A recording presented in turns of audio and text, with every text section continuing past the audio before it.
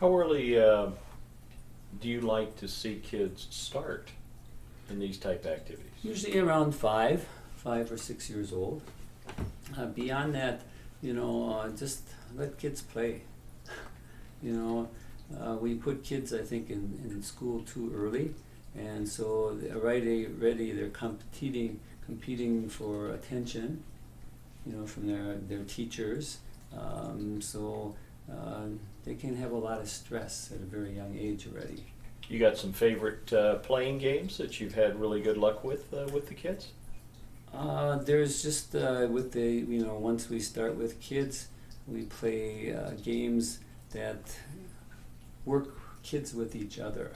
Mm-hmm. So it's cooperation based. Yeah, and it's connection. It's connection with each other, and then there's the activation of I don't know. There's a natural reaction when people work together physically. There's a connection there, and so we do stretches together. The kids do partner stretches, and they do things that will challenge them, and it's not to score, but it's just to have fun doing it. So we do some games like where they're back to back, and then they clap their hands once, and then they turn, and then they clap each other's hands, and they come back and clap again, and then they go to the other side. So there's physical activity with it, brain activity, brain with the body. So once they bring their brain into their body, they reconnect with a lot of what they have.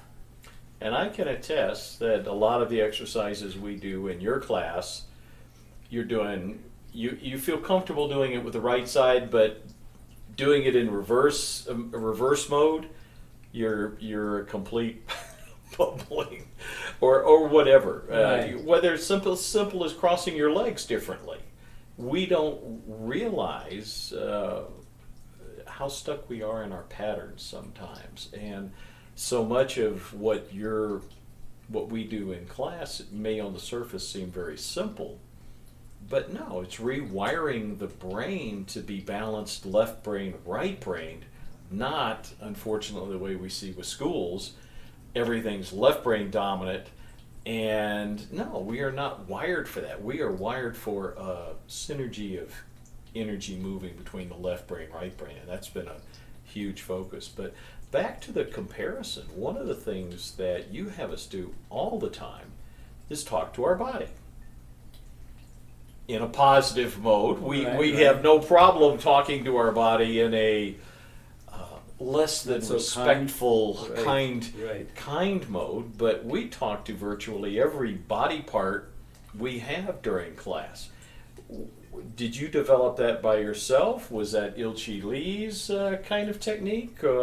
Where did that come from within your training and everything along those lines? Yeah, I mean, even when I went to my first class, and it's amazing how embarrassed you feel, saying I love my brain or I love my shoulders. Well, how about I love my armpit? Right. I mean, funny Right. things. Yeah. It's okay to love your feet, not a big deal. Right. But something unusual, like not even the organs. That's nothing too bad. Right. But not many people speak of loving their armpit. Right. So there should be, when you're doing something, you need to. I feel really need to connect with your body, and why not have fun? Your body is a tool, and we want to keep our tool in good shape. So why not have fun? I think if you're doing something, for myself, I was a big runner, and I exercised a lot, but without any mindfulness. I knew, this is good and healthy for me, but it wasn't always that I enjoyed it. And what I discovered, I think, later on is that if you do something to make yourself healthy, but you hate doing it, it's more harmful to you than it is good. So, But that's a wonderful point. Because as an athlete, I grew up. None of our exercise was done from a mindful. It was done from a competition based. never cooperation or mindful or anything along those lines. Now, certain team sports did have certainly a level of team building side, but still a great deal of many of the exercises was just push yourself physically, not that feeling of the mindful. Now, they may have done pushing your mind to see the level of stress you could handle, excuse Right. me, but that's not mindfulness. Talk just a little bit more about the mindfulness side and the cooperation that you guys have been able to integrate in, and both for the adults and some of the different techniques that you've seen in the schools that Ilchi Lee has been able to introduce. It's the Ben Franklin school system that they've Right. been able to introduce in Central America and in the U.S. and different brain integration, in essence, programs Right. they've been able to introduce, and a lot of it is part of that. But So the main thing is we really don't spend much time inside the body. So everything that we do is first step, there's a 5-step to brain education, becoming master of your body, mind, and spirit. So first one is sensitizing. So how do you sensitize? You feel your body. Not just think about it, but you feel it. So whenever you're moving your body, you're stretching your body, you're breathing, what do you feel? So that's the first step.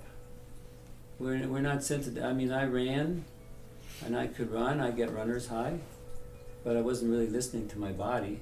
Sometimes after I finished, or even during my running, I'd get hurt. if I was sore or hurt something, then I pay attention to it. Right. But without that, no, you wouldn't. Only unless something was feeling uncomfortable were you triggered.